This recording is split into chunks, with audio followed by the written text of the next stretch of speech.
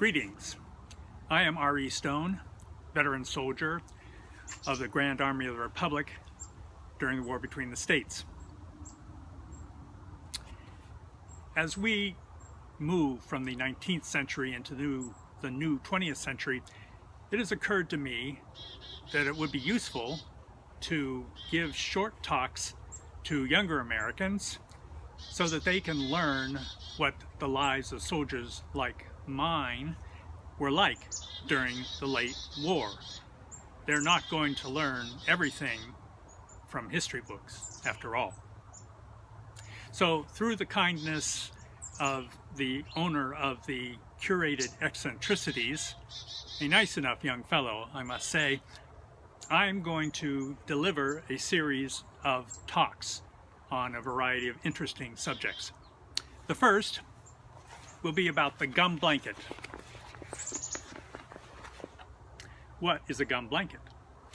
Well, in 1844, a man named Charles Goodyear developed a system called vulcanization, a process by which thin coats of India rubber could be applied to fabric, leaving a waterproof object.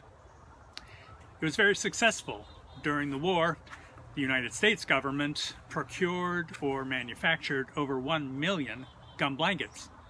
So what was a gum blanket?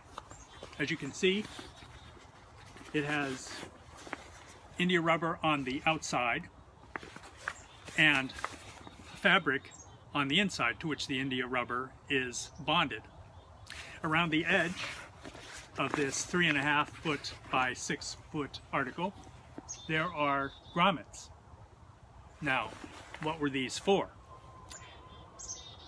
If every soldier had a gum blanket, he and a friend of his in inclement weather could lace together their blankets to form a rudimentary shelter, which was helpful for protection from rain, sleet, and sometimes even snow.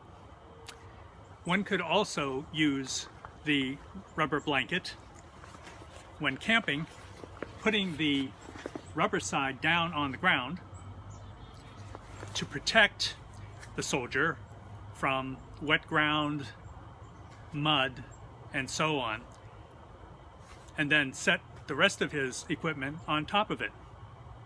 Another use for the blanket was as a poncho. If a man draped it around his shoulders, like so, and again used a shoelace or something like that to hold it together, it would provide a fair degree of protection for his trunk and for the equipment that he was wearing in the field. Now, at the beginning of the war, you may know that a great many men went to battle with far more things than they would ever use. In their large knapsacks, they would carry a lot of extra clothing, writing materials, water purificators that didn't work, Bibles and books, and so on. But as the war went on, and men that survived disease and battle realized that the fewer things they were carrying, the better off they would be. After all, no one was going to bring along a wagon on which their things would be carried. You had to take everything you needed with you wherever you went. Consequently, people developed a thing that came to be called the blanket roll. This was constructed by laying the gum blanket on the ground with the fabric side up, into which you would place your extra shirt, maybe a Bible, other personal items that you wanted to keep near you and keep track of. And you roll that up so it's a tube, and then you put that down on your wool blanket, another absolutely vital piece of equipment for the soldier, and roll the rubber blanket tube inside the wool blanket. The ends of the wool blanket are brought together, and then rope or twine is used to tie those ends together securely, as well as, if you have it, put a piece in the center of the gum blanket to hold it securely rolled up. Then you take that roll, blanket roll it was called, and put it on your left shoulder. So, with the blanket roll and your haversack, which contained the rations you were carrying, plus your leathers, which carried your ammunition and the percussion caps for your rifle musket, and your canteen and bayonet, you were in pretty good shape, in fine fettle, we might say.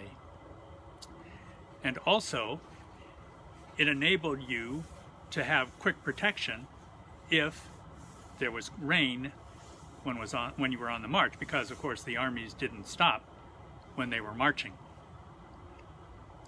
So, I've told you about the gum blanket, which was a very good thing to have.